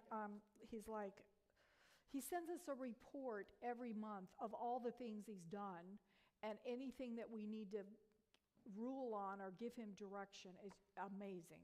He's amazing, just amazing. Yes, for free, people, free, okay? For free. That's not coming out of any budget line item, okay? He's doing that for free. So, yeah, he's been amazing. Please take a look and keep yourself up to date about what is happening around the district. And I do want to stress that it's also very important to take advantage of the national programs that are available. So Carolyn already talked about Voices from the Field, and that is an amazing program. I think it was on September the 4th, it featured the missionaries, Jonathan and Tara Park, that I visited when I went to Vietnam to visit their mission there. And so it's real people doing real things. And you get a chance to actually talk to them via the Zoom. We have breakout rooms. You select which missionary you want to talk to, and you can ask them questions. And I want to let you know that I do give presentations about my mission trips. If you would like me to come to your unit to give a presentation, I would be more than happy to do that.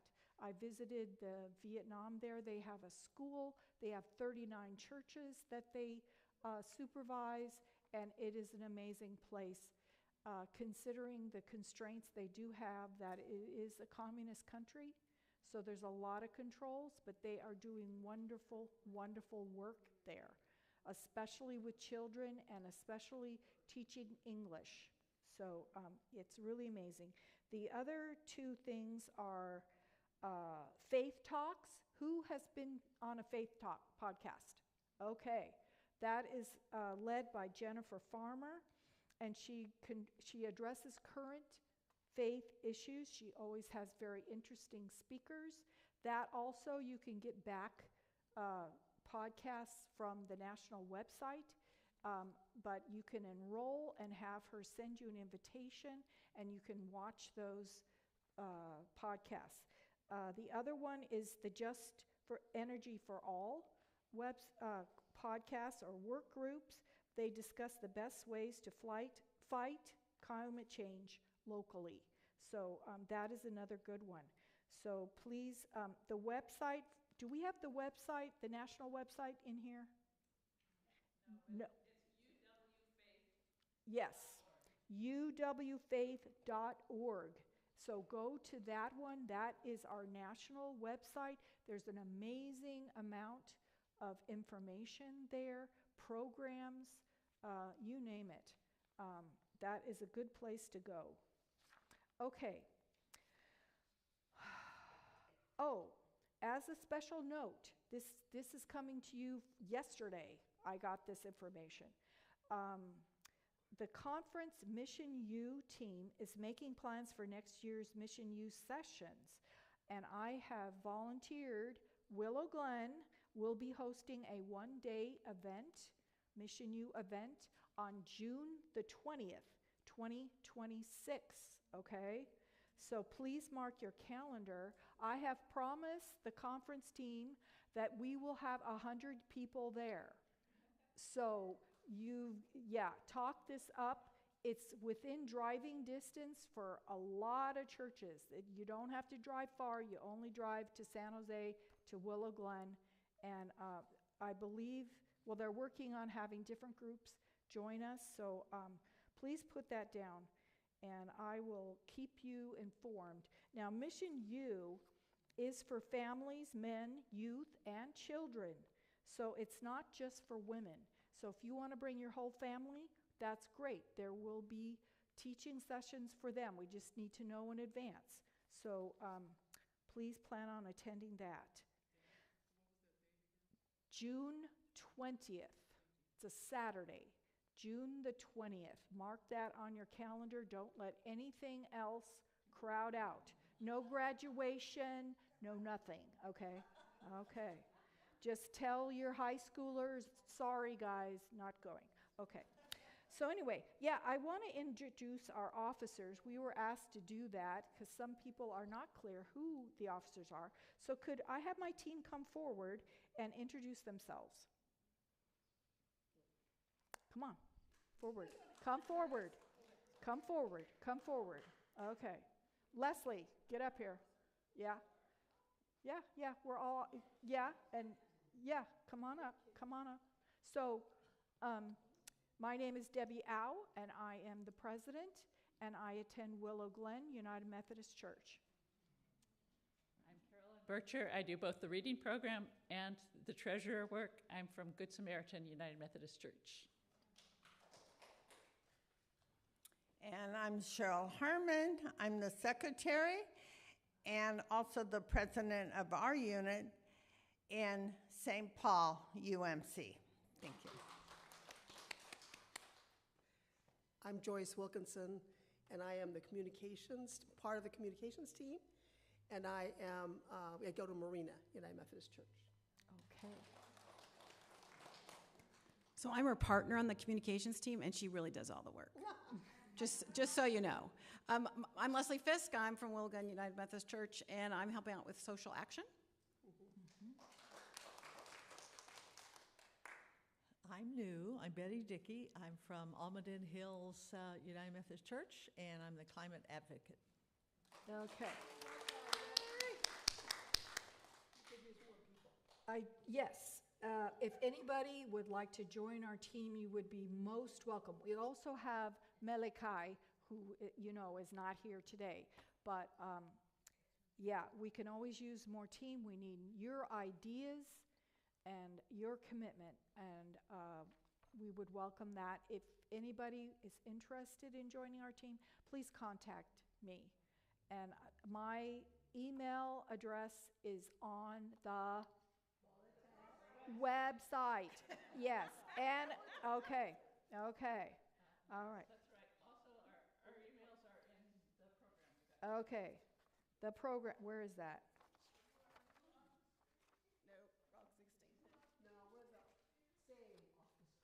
We don't have any new people on the team this year, but you are all invited. Yes, yes, all invited. We have a great team. I mean, these teams. So you don't have to like drive. No, they're always on Zoom. We meet monthly. Okay. All right, team. I think you can, you're done. Okay. So now we have the privilege of having our conference president here, Ms. Linda Wright, and she is going to give us a couple of words. Okay. Thank you so much. Thank you for inviting me. This has been a wonderful celebration thus far. I'm looking forward to speaking with most of you at our lunchtime hour and afterwards, if I haven't spoke to you already. But I bring you all greetings from the Conference California, Nevada, United Women in Faith team, and we are just excited about all of the good works that you're doing in your congregations and on this district team. So thank you. Thank you. You can give yourself exactly. Thank you, thank you, thank you. The first thing that I'm going to uplift today is, can anybody guess what it is? Amen. I am going to uplift our 2025 United Women in Faith Annual Celebration event that will be next week, next Saturday, 1 week from today. We will be at Centennial United Methodist Church. If you have not registered, today it says that it is the final filing date for registration. I have flyers available that I will share with all of you at lunchtime. Our speaker will be our own Bishop, California, Nevada Bishop Sandy Olawine. And we are so grateful. I want to just share with you that there has been almost to date close to 100 registrants that have registered for this event. So I want to go over the 150 mark, ladies. So look to your left. You see that person. Look to your right if there is a person. If not, look in front or in back. I want you, each of us to be responsible for making sure and accountable that that person is going to be at annual celebration, and they're going to bring one or two other women or friends, family. We are inviting all to attend, okay? So if you all can, we have a last minute push. Even though this date says the 27th, today, we are extending it. We're extending it, but we're not going to make a new flyer. Just go to the website and register, okay? The registration link will be open for all of you that have not registered thus far or have family, friends, loved ones. Invite your pastors to join us too. I've sent them all. All California, Nevada pastors have received a personal invitation from me and the vice president and our conference team to attend. So remind your pastors, did you receive your invitation? And then if they said, what invitation? It'll be your opportunity to tell them about our annual celebration. So thank you for that. I expect to see all of you there. We're going to celebrate. We're going to celebrate everyone. We're going to celebrate our locals. We're going to celebrate our districts.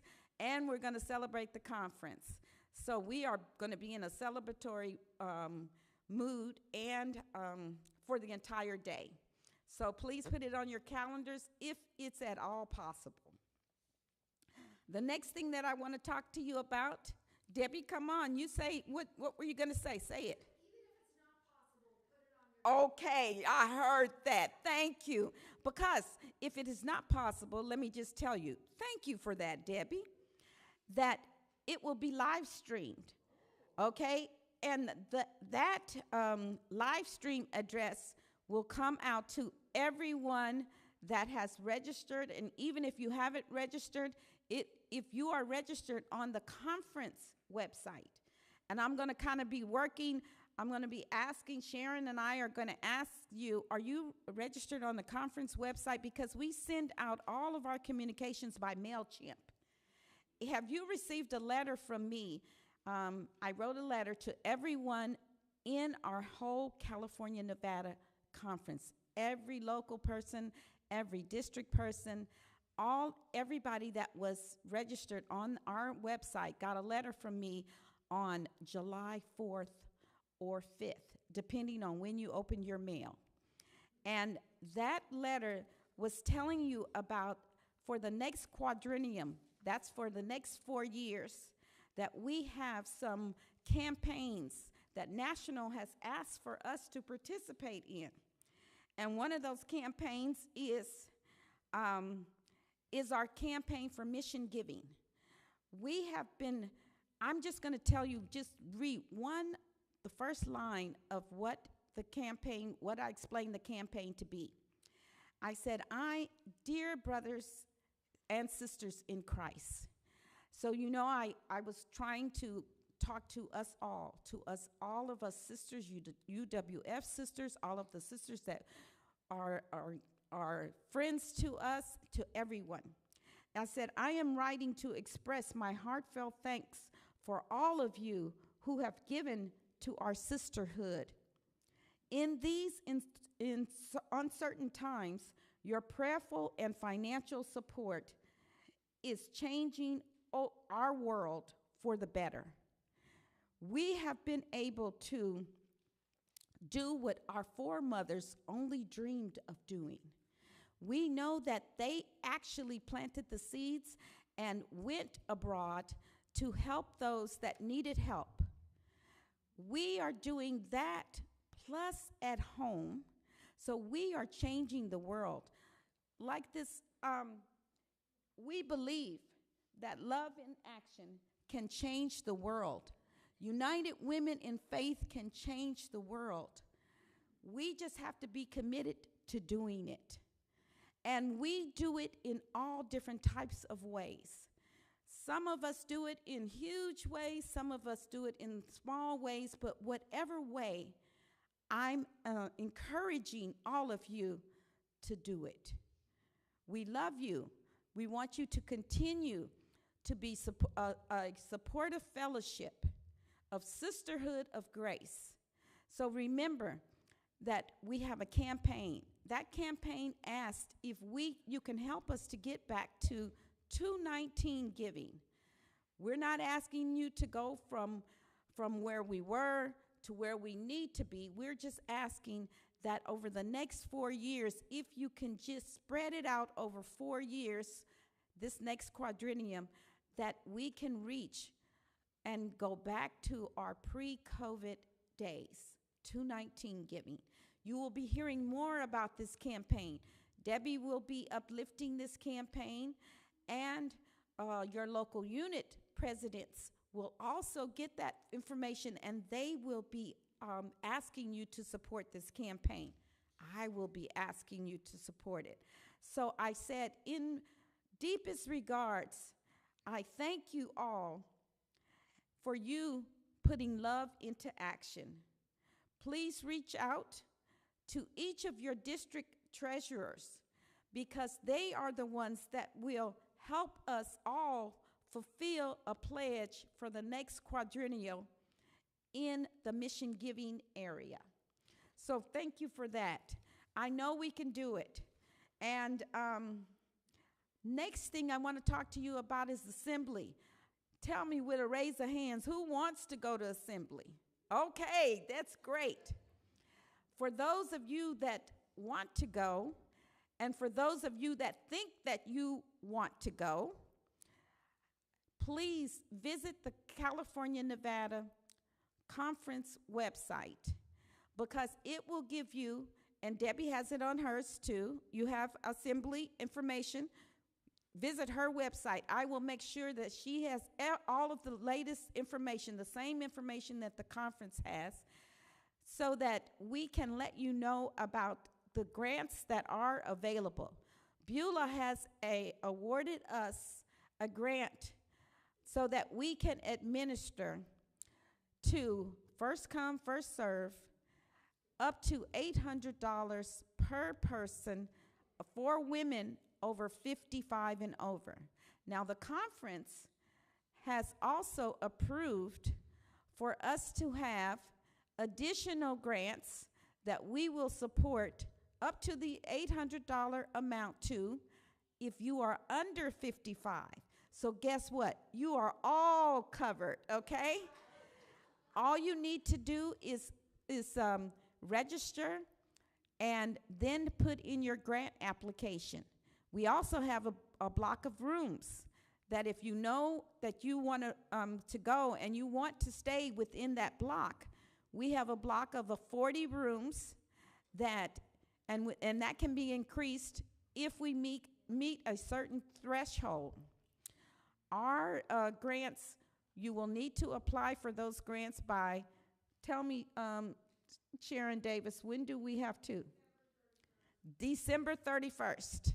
December 31st of this year, so that we will know approximately how many grants that we can start to administer, so that you can get the rest of your reservation, because the grant amount exceeds the registration amount, okay? So we really want to be able to show up at assembly. We know that our speakers will be Stacy Abrams and her mom, the Reverend Carolyn Abrams. Our assembly this year is May 15th through 17th. But go and visit the website, visit your district website, visit the conference website, but you know that the national website, I want you all to register and go there too. You have to have a password. I can't register you for that one, but you have to register for yourself. There is so much information on that website until you will enjoy and you will see all of the work that has been done so that we can use all of those resources. So please go and do that. The last thing that I'm going to tell you about is there is a second campaign for this quadrennial that came down from national, and it is in order sometimes for us to increase our givings. What else do we need to increase?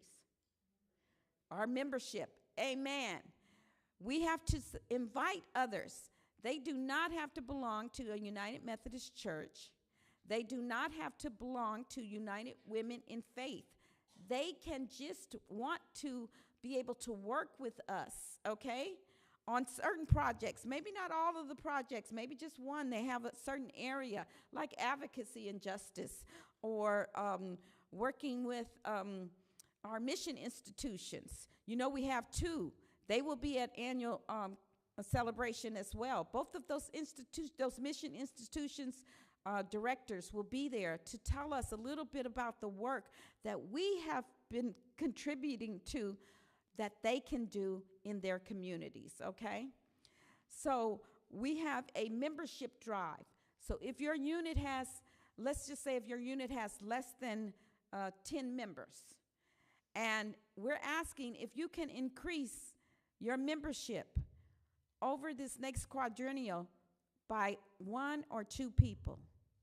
Then if you have a unit that has, let's say, that has from 10 to 25, that's the next level. They're asking if you can increase between 3 and 4 people. So that means that we have to ask in our communities, in our families, in our churches, and within United Women in Faith.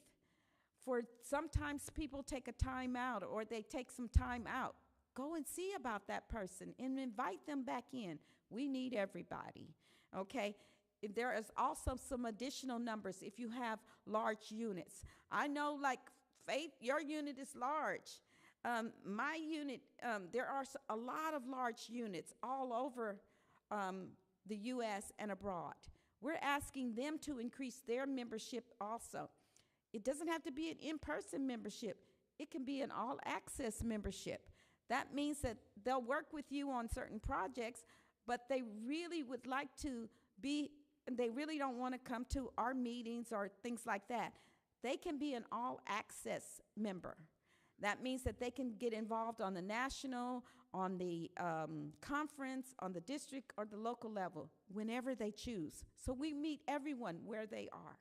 So thank you for your time this morning. I love each one of you. The colors for annual celebration is going to be shades of green. Shades of green.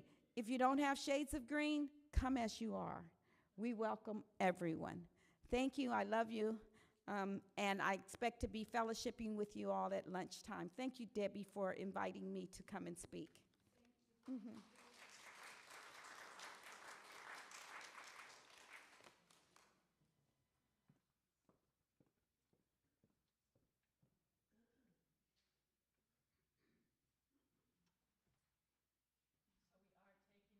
Today, there's an offering basket on the little table just on your left as you're exiting.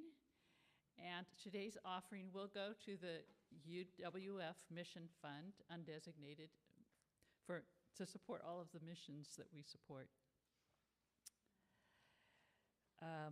If you want to write a check, make it payable to El Camino Real District, UWF, or UMW, either way. If you need to give by credit card, you can do that by going to the national website, uwfaith.org/give. uwfaith.org/give. That will give it directly to the Worldwide Mission Fund. Yes?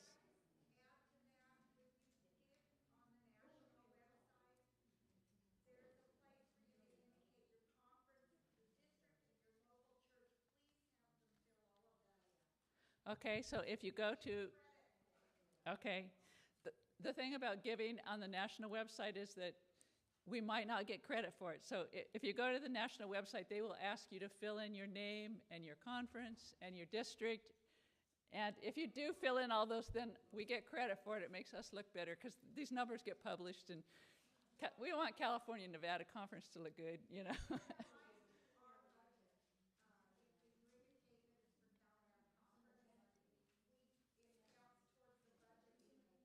Okay, so someone asked that question about how do you decide how much of the money we get back for our programs?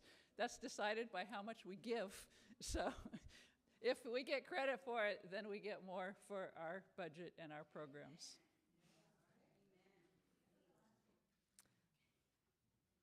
So there's a basket on the little table as you're exiting, and we thank you all for your generosity.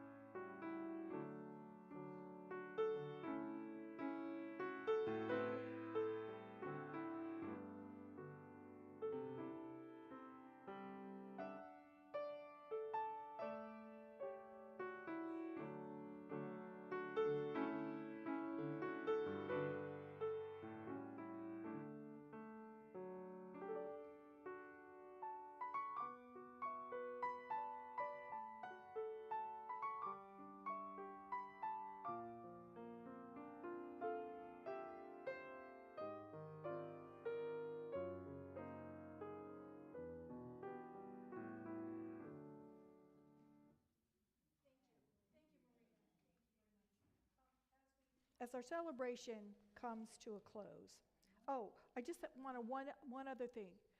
Stacey Abrams, do you all know who she is?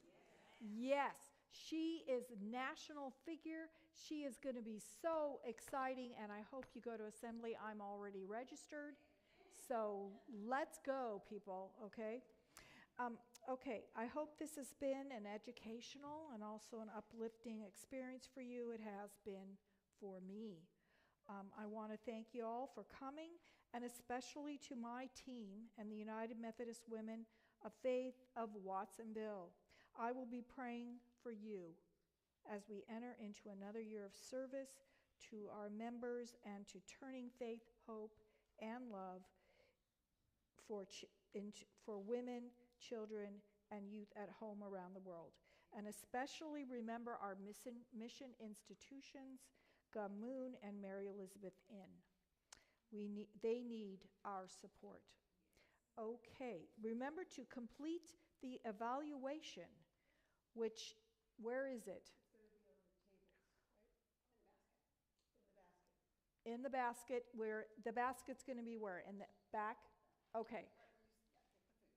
Yeah, okay, so pick that up, and, right, so be sure and do that, because we need your feedback to see, if there's something we need to do better, or you have a speaker in mind, or whatever your ideas are. We would love that.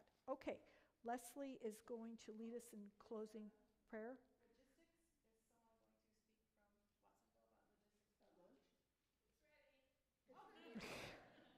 Okay, we'll just go to the, and don't get up and leave too quick, because we need a photo. Right, so we're going to get here? Yes. Okay, yes. so I'll I think maybe we'll just dispense with that right now. I don't think we have time. We're running sort of late. Do you want? Yeah, we're a little late. Okay. So go ahead. Well, thank you so much for coming today, and I hope that you take hope wherever you go next and share it, a little sunshine, because we all need to have the energy that comes from Christ mirrored out. That's the only way we're going to get this world positive. So as we close with prayer, I ask that you stand, if you wouldn't mind, get kind of stretched out here if you can, for those that want to. And I'm going to say a quick prayer, and then we'll take a picture. Yeah, we'll sing. We have one song left. So Do we? Yeah, as we come up, let's sing the song. Okay. Perfect. I like that. Walking and singing. Walking and singing. I think we Okay. can do that. Walk and chew gum at the same time. Can we? Yes. Okay. All right. Please be in the attitude of prayer. Dear Lord, thank you for bringing us together, all these busy hands that want to do good work. As we go now to break bread and share some time together, nourishing ourselves, please help us to be rested and be able to be curious and present as we think what we're going to do next to improve the world for Jesus Christ. Amen. Amen.